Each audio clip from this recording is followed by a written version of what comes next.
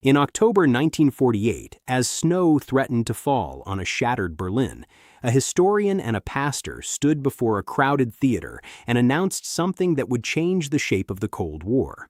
They called it the Fighting Group Against Inhumanity. Within months, it would become one of the CIA's most aggressive weapons in the secret battle for Germany's soul.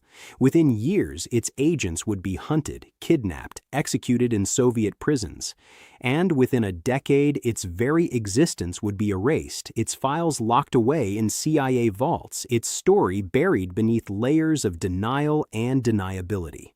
This is the story of how the Central Intelligence Agency transformed ordinary Germans with extraordinary rage into a covert street weapon aimed directly at the heart of communist East Germany. This is the story of how America fought the Cold War, not with soldiers, but with safe houses, forged letters, propaganda cells, and people willing to risk execution for a cause the world would never know they served. The war had ended 3 years earlier, but Berlin was not at peace.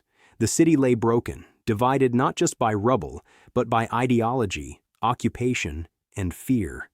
The Soviets controlled the eastern sector and the vast zone beyond it, an area they were methodically transforming into a communist state. The Americans, British, and French held the western sectors of Berlin, an island of relative freedom deep inside Soviet-controlled territory. Between these two worlds, a deadly game was already underway, fought not with tanks and artillery, but with intelligence, infiltration, and psychological warfare. And in this game, the Central Intelligence Agency was searching for leverage, for operatives, for anyone who could penetrate the Iron Curtain and strike at the communist machine from within. The man who would give them that opportunity was not a soldier or a spy. His name was Rainer Hildebrandt, a historian who had survived the Nazi regime by luck and defiance. During the Third Reich, Hildebrandt had been imprisoned for his opposition to Hitler, an experience that left him with a hatred for totalitarianism so intense it shaped every decision he would make for the rest of his life. By 1948, as the Soviet blockade strangled West Berlin and the airlift began, Hildebrandt looked east and saw the same horror rising again. A different ideology, but the same methods, the same prisons, the same disappearances in the night. He believed that doing nothing was murder, and he was prepared to do something, anything, to resist. On October 17, 1948, at an event in West Berlin's Titania Palast, Hildebrandt made his announcement.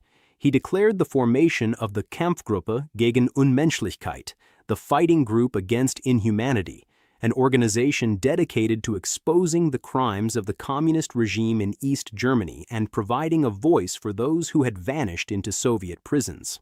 The name was deliberate, a moral accusation wrapped in a call to action. Hildebrandt was joined by others who shared his vision. Günther Birkenfeld, a writer, Ernst Benda, a young political leader, and soon Ernst Tillich, a Protestant pastor who, like Hildebrandt, had been imprisoned by the Nazis and emerged with scars and an unshakable conviction that evil must be fought, not negotiated with.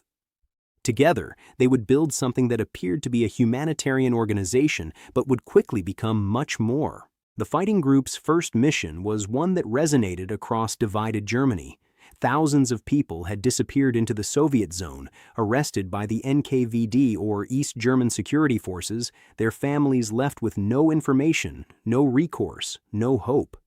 Hildebrandt and his team created a search service, a database that would eventually contain information on nearly 250,000 individuals who had been taken, interrogated, imprisoned, or simply vanished. Families came to the KGU offices in West Berlin, desperate for any trace of their loved ones, and the organization worked tirelessly to track them through the labyrinth of Soviet detention centers and East German prisons. It was humanitarian work, and it was genuine, but it also served another purpose. Every name, every detail, every piece of information gathered about the East German security apparatus was cataloged, analyzed, and stored for future use. The KGU also began broadcasting the names of East German informers, collaborators who reported on their neighbors and colleagues to the communist authorities. Working with radio in the American sector, RIAS, The fighting group aired what they called snitch reports, publicly naming individuals who had betrayed others to the regime. The effect was immediate and devastating. Informers found themselves isolated, shunned, unable to function effectively. Potential collaborators thought twice before agreeing to work with the Stasi. It was psychological warfare disguised as public information, and it worked. But the humanitarian work and the radio broadcasts were only the visible face of the fighting group against inhumanity. Behind the scenes, something else was taking shape, something far more aggressive and far more dangerous. And the Central Intelligence Agency was watching closely. The CIA's interest in anti-communist organizations in Berlin was not accidental. Germany was the epicenter of the early Cold War, the place where two superpowers faced each other directly, where intelligence services from both sides operated with an intensity and brutality that would define the entire conflict. The CIA's Berlin operations base, known simply as BOB, was one of the agency's most important outposts, responsible not just for gathering intelligence on Soviet military capabilities, but for conducting covert operations designed to undermine, destabilize, and ultimately roll back communist control in Eastern Europe. The problem was that the CIA needed local assets, people who spoke the language, understood the culture, and had networks inside East Germany. The Fighting Group Against Inhumanity offered exactly that. Initially, funding for the KGU came from the U.S. Army's Counterintelligence Corps, which had been supporting various anti-communist groups since the late 1940s. But by the early 1950s, the CIA took over as the primary American benefactor, funneling money, guidance, and operational support to Hildebrandt and Tillich through the Berlin base. The relationship was never one of direct control. The KGU remained technically independent, pursuing its own agenda and making its own decisions. But the alignment of goals was perfect. Both the CIA and the fighting group wanted the same thing: to weaken, disrupt, and, if possible, bring down the East German communist regime. And both were willing to take extraordinary risks to make that happen. The CIA officers who managed the relationship were among the agency's most experienced Cold War operatives. Peter Sichel, who served as head of Berlin Operations Base, had worked in intelligence since World War II, recruiting German prisoners of war and running operations behind enemy lines. By the time he arrived in Berlin, he was overseeing a vast network of agents, defectors, and covert operations across Eastern Europe. His deputy in dealings with the KGU was Harry Rositzky, who used the cover name John Wayne, a choice that suggested either a sense of humor or a profound lack of concern about subtlety. Together, Sichel and Rositzky transformed the fighting group from a scrappy resistance organization into a sophisticated intelligence asset capable of running hundreds of agents and conducting operations that ranged from espionage to sabotage. The CIA gave the partnership a code name, Project DT Leinen. It was one of several covert programs aimed at East Germany, but it would become one of the most aggressive and controversial. And as the relationship deepened, the operations grew bolder, more dangerous, and more difficult to control. By the early 1950s, the KGU was running approximately 500 agents inside East Germany. That number put it on par with the Gehlen Organization, the proto-West German intelligence service led by former Nazi General Reinhard Gehlen, which was itself heavily supported by the CIA. The agents were recruited from refugees who had fled to West Berlin, from dissidents still living in the East, and from individuals who had personal reasons to hate the communist regime. Some were motivated by ideology, others by revenge, still others by the money the KGU offered for information and operational support. The CIA did not ask too many questions about their backgrounds, and the KGU, desperate for manpower, accepted recruits who might not have passed a more rigorous vetting process. The organizational structure was designed for deniability. The KGU's central office in West Berlin employed only a handful of full-time staff.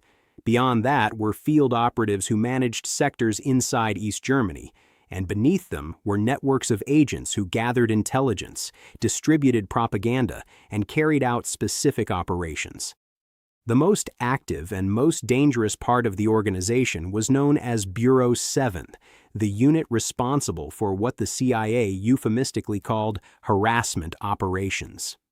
Bureau 7 consumed the bulk of the CIA's funding, maintaining a central staff of 510 field sector managers and 125 operatives embedded in East German networks.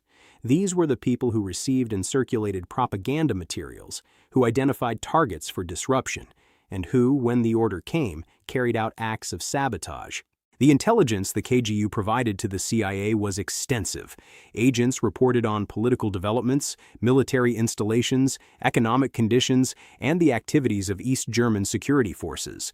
They provided hundreds of reports each month, information that helped the CIA build a detailed picture of life inside the communist state and identify vulnerabilities that could be exploited.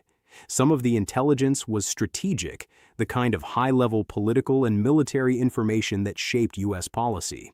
Other intelligence was tactical, focused on specific targets for covert action. And increasingly, as the Cold War intensified, the emphasis shifted from gathering information to taking action. The CIA's goal was not just to spy on East Germany, but to destabilize it. Agency planners believed that the communist regime was fragile, that its legitimacy rested on a combination of Soviet military power and the East German population's resignation to the inevitable. If that resignation could be broken, if the administrative machinery of the state could be disrupted, if the population could be shown that resistance was possible, then the regime might collapse from within. It was an ambitious strategy, and the KGU was central to making it work. One of the most creative and destructive operations was codenamed Osterhase, or Easter Bunny.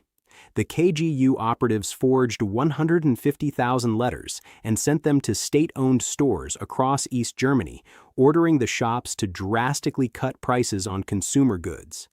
The letters appeared official, bearing the correct stamps and signatures, and many store managers, conditioned to follow orders from above without question, complied. The result was chaos. East Germans, already struggling with shortages, flooded the stores to take advantage of the reduced prices. Shelves were emptied within hours. The economic disruption rippled through the system, exposing the fragility of East Germany's centrally planned economy and the incompetence of the regime. The CIA estimated that Operation Easter Bunny alone caused millions of dollars in damage.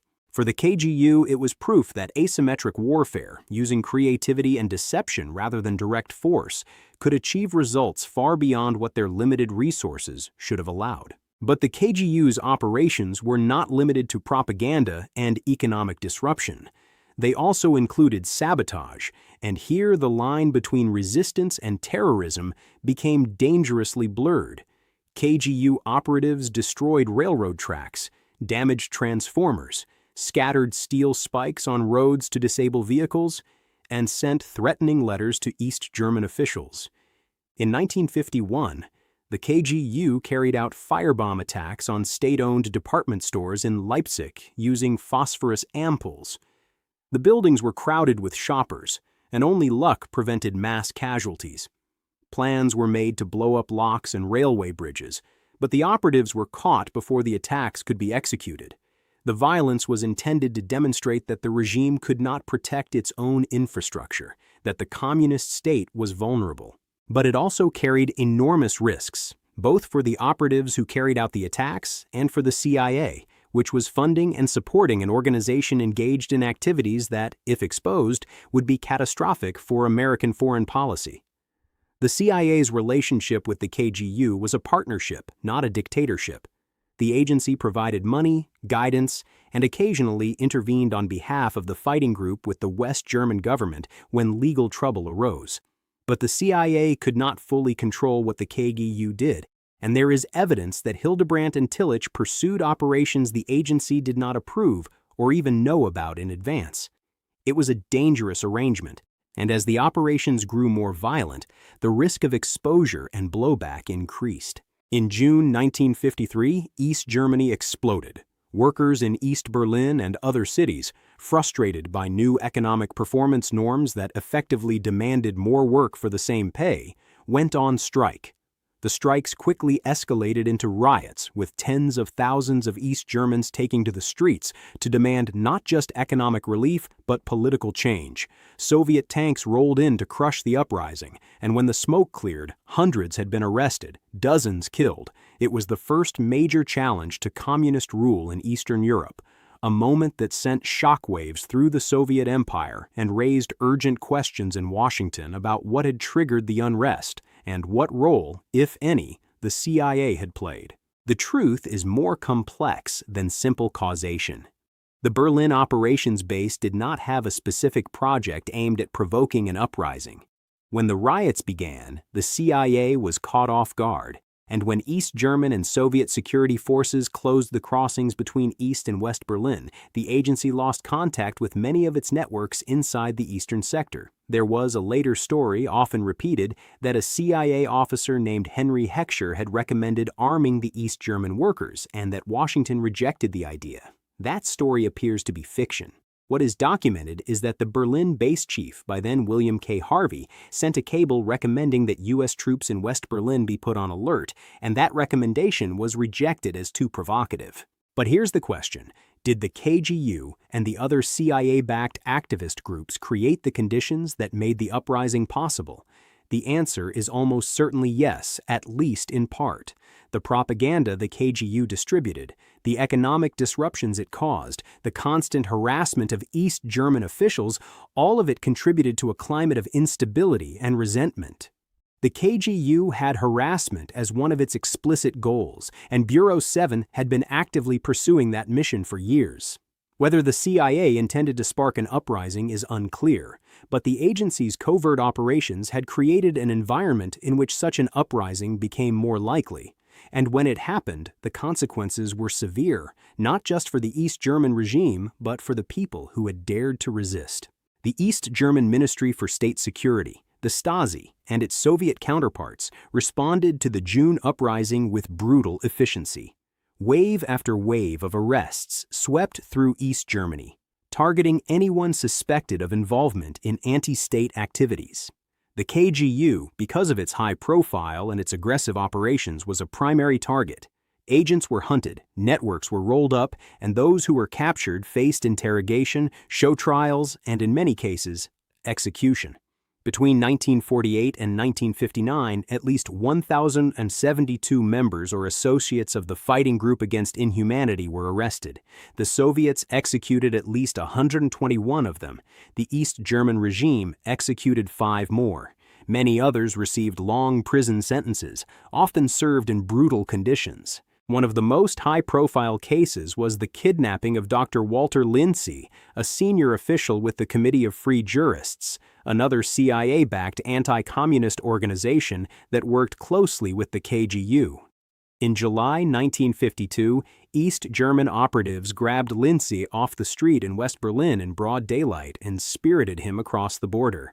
He was never seen again, though German prisoners of war later reported encountering him at a Soviet labor camp in Vorkuta in 1955.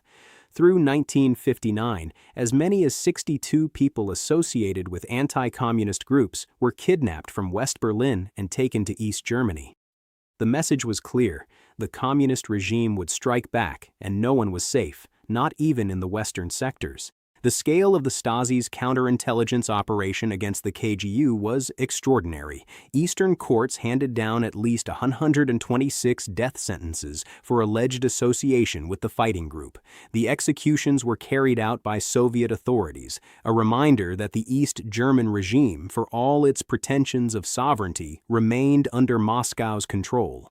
The prisoners were not treated as prisoners of war or even as criminals, but as enemies of the state, people whose existence threatened the communist project and who therefore had to be eliminated. For the men and women of the KGU, the risk was always there, unspoken but understood. They were fighting a shadow war in which capture meant not just imprisonment, but likely death. The CIA absorbed these losses with grim calculation. The agency had always known that the KGU's operations carried high risks, and it accepted that its agents would pay a price. What the CIA provided in exchange was funding, operational guidance, and occasionally legal protection when KGU members ran into trouble with West German authorities. But the agency could not protect its agents once they crossed into East Germany, and it could not prevent the Stasi from infiltrating the fighting group's networks. By the mid-1950s, it was becoming clear that the KGU had been penetrated, that East German agents had wormed their way into the organization and were feeding information back to the Stasi. The CIA began to worry not just about the effectiveness of the KGU, but about the security risks it posed. In 1955, the secret war over Germany spilled into public view. East German authorities mounted a major propaganda campaign against the CIA-backed activist groups, including the KGU and the Committee of Free Jurists. The campaign was sophisticated.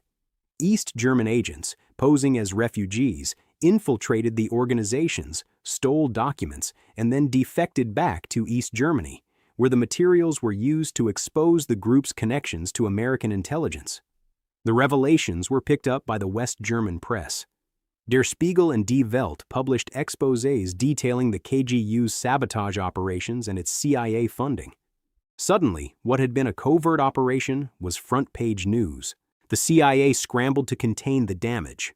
One tactic was to hire a lawyer familiar with the key figures to defend the KGU and threaten defamation lawsuits against the publications.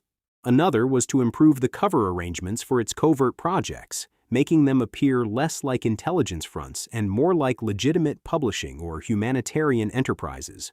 For example, the CIA experimented with one of its projects, LC SASOC, which operated under the cover of the Kramer Bureau, deepening its conventional publishing role to make it seem more innocent. The agency also stopped creating fake versions of East German publications and instead produced propaganda that simply mimicked the style of GDR materials, hoping that would provide better deniability. But the underlying problem remained.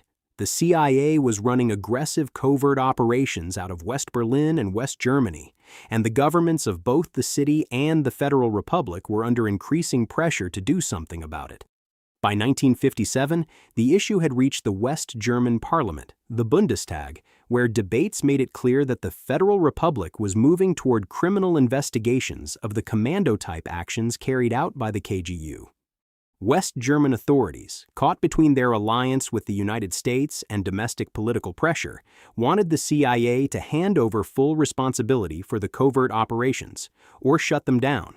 The CIA had few good options. The Soviets also made the covert organizations a subject of diplomacy. In meetings with American officials, Soviet representatives denounced the CIA's use of West Berlin as a base for espionage and propaganda operations against East Germany. The Kremlin wanted the activities stopped, and it was willing to use the issue as leverage in broader negotiations over the status of Berlin. For the Americans, the pressure was mounting from all sides. Even as the KGU's public operations came under scrutiny, the CIA was using the organization for an even more sensitive mission, building a stay-behind network. This was part of a broader strategy across Western Europe, where the CIA recruited agents who would remain in place in the event of a Soviet invasion and conduct sabotage, intelligence gathering, and resistance operations behind enemy lines. The Korean War, which began in 1950, had raised fears in Washington that a similar conflict could erupt in Europe, and the CIA wanted to be prepared. The KGU, with its extensive networks inside East Germany and its demonstrated willingness to take risks, was an ideal partner for this effort. The stay-behind operations were among the most classified aspects of the CIA's work with the KGU. Very few people, even within the agency, knew the full scope of the program. The agents recruited for stay-behind missions were trained in sabotage, communications, and survival techniques. They were given caches of weapons, explosives, and radio equipment, hidden in secret locations where they could be retrieved if war broke out. The assumption was that if the Soviets invaded, these agents would activate and begin attacking supply lines, communication centers, and other strategic targets. It was a plan born of Cold War paranoia, but it reflected the CIA's belief that the conflict with the Soviet Union might at any moment turn hot. The stay-behind network also raised troubling questions about accountability. These were agents trained and equipped to carry out violent acts, operating under cover with minimal oversight. If war never came, what would happen to them? Would they simply fade into civilian life, or would they use their training and resources for other purposes? The CIA did not have good answers to those questions, and as the 1950s wore on, the agency's concerns about the KGU's operations grew. By 1958, the CIA had made a decision. The fighting group against inhumanity had become more of a liability than an asset. The organization had been penetrated by the Stasi, its operations were under investigation by West German authorities, and its aggressive tactics were generating diplomatic problems that outweighed its intelligence value. In October 1958, the agency decided to shut down the KGU with a target date of June 1959. It was a quiet decision made behind closed doors with no public announcement. The KGU would simply cease operations, its agents would be paid off or reassigned, and its records would be transferred to the CIA. The timing was not accidental. In 1959, the Soviets triggered what became known as the Berlin Deadline Crisis, demanding that the Western Allies resolve long-standing issues over Berlin's status or face unspecified consequences. Soviet leader Nikita Khrushchev used the covert operations as propaganda ammunition, publicly denouncing American espionage and subversion activities carried out from the divided city. The pressure on Washington to de-escalate was intense, and shutting down the KGU was part of that de-escalation. But even as the agency moved to close out the project, there was resistance. Field operatives at the Berlin base advocated for one last covert action campaign, arguing that disrupting Soviet and East German operations could complicate Moscow's diplomacy and strengthen the Western position. A high-level study group chaired by senior diplomat Robert Murphy supported the idea. The CIA's Board of National Estimates, the agency's top analytical office, expressed serious doubts. In May 1959, President Dwight D. Eisenhower convened a meeting in the Oval Office to consider the proposal. Eisenhower, who had overseen covert operations throughout his presidency and appreciated their value, nevertheless rejected the idea. The risks were too high and the political costs too great. In 1959, the Fighting Group Against Inhumanity was officially dissolved. Many of its records were turned over to the CIA, where they were classified and locked away. Rainer Hildebrandt would go on to found the Checkpoint Charlie Museum, a memorial to those who had fought against tyranny and died trying to cross the Berlin Wall. Ernst Tillich faded from public view, his role in the covert war largely forgotten.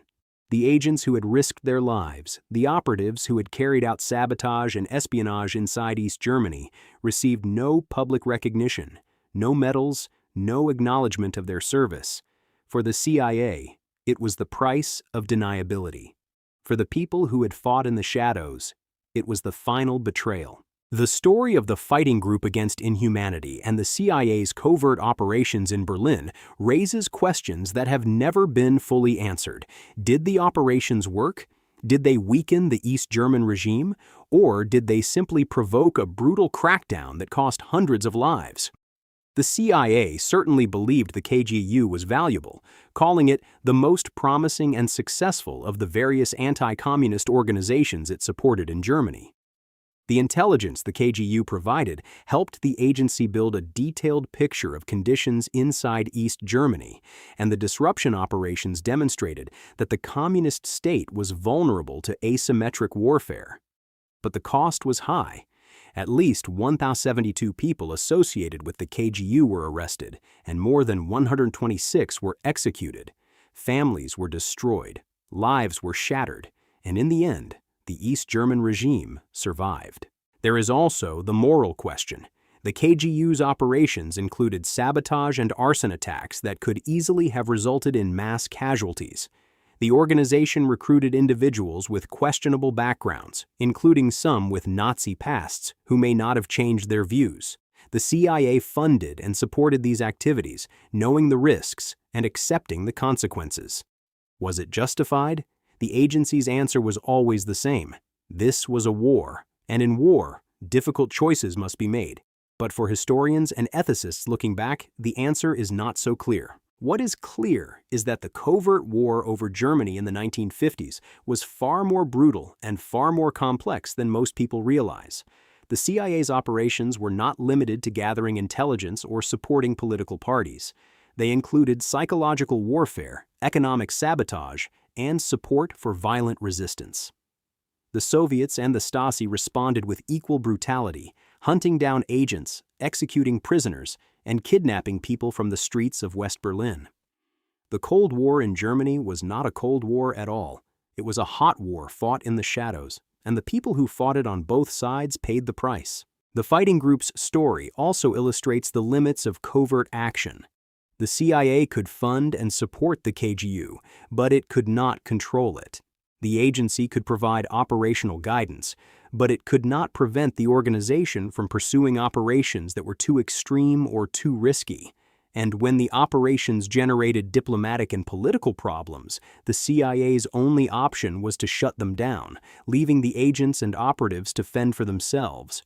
It was a pattern that would repeat itself in other CIA operations around the world, from Southeast Asia to Latin America, a pattern of ambition, escalation, and ultimately, abandonment. If you've made it this far, if you've stayed with this story through the safe houses and the sabotage, through the arrests and the executions, then you understand something important about how power really works in the shadows. This is not ancient history. The tactics, the moral compromises, the human cost, these are patterns that repeat across time and across conflicts. So I want to ask you to do something. Subscribe to this channel because there are dozens of stories like this one, stories of intelligence, deception, and the people caught in between, and they need to be told. And leave a comment below answering this. If you had been in Berlin in 1950 and someone offered you a chance to fight back against a regime you believed was evil, but the cost might be your life, would you have joined the fighting group? It's an impossible question, but it's the question that every one of those agents had to answer. The dissolution of the KGU did not end the covert war over Germany, but it marked a turning point. In August 1961, less than 2 years after the fighting group was shut down, the East German regime began construction of the Berlin Wall, a concrete barrier that would physically divide the city for the next 28 years. The wall was the ultimate admission of failure by the communist state, a confession that it could not compete with the West and could only survive by locking its population in. But it was also a strategic victory for East Germany because it ended the flood of refugees to the west and stabilized the regime. The CIA's covert operations, for all their aggression and creativity, had not prevented that outcome. The Berlin Wall also changed the nature of intelligence work in the divided city. With the border sealed, it became much harder to run agents in and out of East Germany, much harder to conduct the kind of street-level operations that the KGU had specialized in. The CIA shifted its focus to technical intelligence, to projects like the Berlin Tunnel, which had tapped Soviet communications cables, and to recruiting high-level defectors who could provide strategic intelligence. The era of the activist groups, the propaganda cells, the harassment campaigns was over. The Cold War in Berlin entered a new phase, one that was more stable but also more dangerous, because the stakes had been raised and the room for miscalculation had narrowed. For the people who had been part of the fighting group, the end of the organization was a bitter experience. They had risked everything, and in many cases lost everything, for a cause that the world would never fully acknowledge. Some of them had survived arrest and imprisonment, emerging from East German prisons years later with broken bodies and shattered minds. Others had watched friends and colleagues disappear, knowing they would never be seen again. And all of them had to live with the knowledge that the regime they had fought was still standing, that the wall had gone up, and that the covert war they had been part of had not achieved its ultimate goal. Rainer Hildebrandt, the man who had founded the KGU, spent the rest of his life trying to keep the memory of resistance alive. His Checkpoint Charlie Museum became one of Berlin's most visited sites, a place where the stories of escape attempts, of resistance, of courage and tragedy were preserved for future generations. But even Hildebrandt could not tell the full story, because much of it remained classified, locked away in CIA files that would not be declassified for decades. It was only in the 21st century, when historians gained access to those files and to the archives of the Stasi, that the full scope of the KGU's operations and the CIA's involvement became clear. The declassification of CIA documents related to the KGU, which began in earnest in the 2010s, has forced a reckoning with this chapter of Cold War history. The documents confirm what many suspected, but few could prove: that the CIA was deeply involved in funding and directing covert operations in East Germany, that those operations included sabotage and other violent acts, and that the agency was willing to support organizations it could not fully control in pursuit of strategic goals. The documents also reveal the extent of the human cost, the arrests, the executions, the lives destroyed in the name of fighting communism. Historians have debated the KGU's legacy. Some see the fighting group as heroes, ordinary people who stood up against a totalitarian regime and paid a terrible price for their courage. Others see them as extremists, people who crossed moral lines and whose actions, whatever their intentions, caused suffering and death. The truth, as is often the case, lies somewhere in between. The members of the KGU were not saints, and they were not villains. They were human beings caught in an impossible situation, trying to fight an overwhelming enemy with inadequate resources, and making choices that looked different in hindsight than they did at the time. What is undeniable is that the CIA's covert operations in Berlin during the 1950s represent a defining moment in the history of American intelligence. They show the ambition and creativity of the agency in its early years, the willingness to take risks and push boundaries in the service of Cold War strategy. But they also show the limitations and dangers of covert action, the difficulty of controlling proxy forces, the risk of escalation, and the moral compromises inherent in fighting a shadow war. These lessons were not always learned, or at least not always applied, in later CIA operations. But they are lessons that remain relevant today, in an era when intelligence agencies still struggle with the same questions about the balance between security and morality, between effectiveness and accountability. The story of the fighting group against inhumanity is also a reminder that the Cold War was not an abstract geopolitical competition. It was a conflict that played out in the lives of real people, people who made choices based on their beliefs, their fears, and their hopes for the future. Some of those people worked for the CIA, believing they were defending freedom and democracy against a totalitarian threat. Others worked for the KGU, believing they were resisting evil and fighting for justice. And still others worked for the Stasi or the Soviet intelligence services, believing they were building a better world and protecting it from capitalist imperialism. All of them were convinced they were right, and all of them paid a price for that conviction. In the end, the East German regime did fall, but not because of the KGU's sabotage or the CIA's covert operations. It fell in 1989 when the people of East Germany took to the streets in peaceful protest and the Berlin Wall came down. The collapse was the result of economic failure, political exhaustion, and the Soviet Union's unwillingness to use force to prop up a dying system. The covert war of the 1950s may have contributed to that outcome by demonstrating the regime's vulnerability and by keeping alive the spirit of resistance. But it did not cause it. The victory, when it came, belonged to the people of East Germany, not to the intelligence agencies that had manipulated and fought over them for decades. The CIA's files on the KGU, once classified top secret, are now available to researchers. The Stasi's records, seized after German reunification, are housed in archives in Berlin. Together, these documents tell a story of ambition, courage, betrayal, and tragedy. A story that challenges easy narratives about heroes and villains, about right and wrong. It is a story that deserves to be remembered, not because it offers clear lessons or simple moral guidance, but because it reveals the human cost of the Cold War and the dangers of fighting in the shadows. The people who served in the fighting group against inhumanity, the agents who crossed into East Germany knowing they might never return, the operatives who carried out sabotage and espionage at the CIA's direction, they did not receive medals or public recognition. Their names are not engraved on monuments. Most of them lived and died in obscurity. their service known only to a handful of CIA officers and to the families who mourned them. But their story is part of the larger story of the Cold War, a war that was fought not just by diplomats and generals, but by ordinary people willing to take extraordinary risks in the belief that they were making a difference. That belief, whether justified or not, is what drove the covert war in Berlin. It is what motivated Rainer Hildebrand to stand in a theater in 1948 and announce the formation of the fighting group. It is what convinced hundreds of Germans to join the organization, to carry propaganda into East Germany, to gather intelligence, to plant bombs and commit sabotage. It is what led the CIA to fund and support an organization it could not control, to accept the risks and the moral compromises, because the agency believed the stakes were too high to do nothing, and it is what led the Stasi and the Soviet intelligence services to hunt down and execute over 126 people because they believed the threat was real and had to be eliminated.